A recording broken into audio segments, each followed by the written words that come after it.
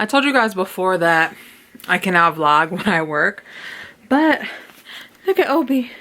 Hey, Obi. I'll give you guys a little bit of footage of kind of what I do when I come home from work. So I give Obi lots of hugs and kisses because as soon as I open the bedroom door, he comes running on the bed for the hugs and the kisses and for me to get the goop out of his eyeballs. Even though he hates it, has to be done, Obi. And when he gets enough loving, he'll lay down like that. Carson didn't have time to feed Obi before he went to work today. So I'm gonna do that now. Take my coat off first. We like to keep at least 2 different dog foods and like 2 different cat foods for our animals. Hi, Pissy. Good morning. She's so much more lovable ever since she got her procedure done. Carson texted me this morning and he was like, oh, while I'm in here, I'm just gonna get some water. Got some water for tonight. Last night, I only had 1 of these, so I had to go downstairs to the cafeteria, which I never do, and I had to go get Aquafina water. And I really only like Poland Spring. Wow, my hair is like really messy. Guys, I'm losing weight. You could tell on my face, like my double chin is still like serious. But I'm losing weight again. Shout out to eating right and not having to get surgery. Knock on wood. Hopefully I never have to get surgery, weight loss surgery. No offense to anyone who does, but it's just too many risks and too many complications for my body to kind of go through. I'm also going to pick out my underwear, my bra, and my socks for tonight. I told y'all in the last video, like, I'm weird, but I just have to have good vibes. Like, let's do the kissy socks tonight. He's just so ready for mommy to come to bed. He's like, come on, ma. So I got out the shower.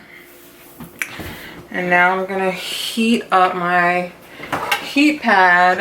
I had a shoulder injury at work, so it's just been like hurting. I was out of work for a little while, but now I'm back at work and I'm like doing everything that I was doing like before I got hurt.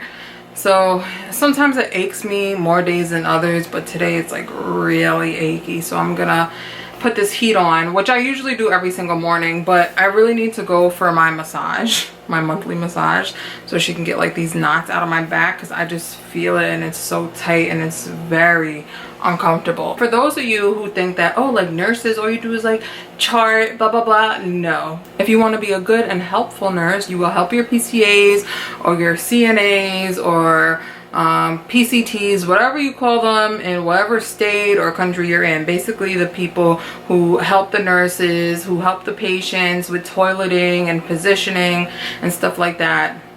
So if you like to be a good nurse, you help them. If you want to be a lazy nurse, you don't help them. We all have our days when we like feel down or tired or whatever. So I understand that people have bad days sometimes, but most of the days you need to help like your aides, because they're like the backbone. And when you have bomb ass aides, I need to stop cursing so my videos can get monetized, but if you have bomb aides, you know that you'll have a good night. You trust them, especially these girls or guys who are in nursing school. Like, they just be on the money, and I love them so much, because anytime they tell me something, like, I know it's serious, or like I trust their judgment. It's just so nice to have good aides on the floor. So yeah, that's my little rant for the day. I'm not gonna eat because I ate at like 3 a.m. at work and it's 9 a.m. right now. I wanted to show you guys like how I set up my meals for like when I wake up around like 5:30 to eat before I go to work, and also my meals for when I go to work. So I took my meals out the freezer. And then I have some wings, barbecue wings that Carson prepped, along with some zucchini and mashed potatoes. This is a cream cheese and butter mixture that I make instead of like using sour cream. So this is what I'm gonna eat before I go to work. And then here I have some butternut squash soup. I'm gonna mix that in with my chicken. And then I also have some pears there that I'm gonna, sometimes while I'm at work, I'll go to the cafeteria and get like some chips just so I have some salt, because as you guys know, most of my things I don't salt unless I'm using like Himalayan salt, which I do keep in my bag just in case I need it while I'm at work. So, oh, and I also keep 2 Rice Krispie treats that I eat at work too. Hello everybody, so it is now 6 p.m. So I just got dressed for work. I washed my face, brushed my teeth. Voila, I'm a new person ready to go to work. I just gotta feed Obi and I'm gonna heat up my food.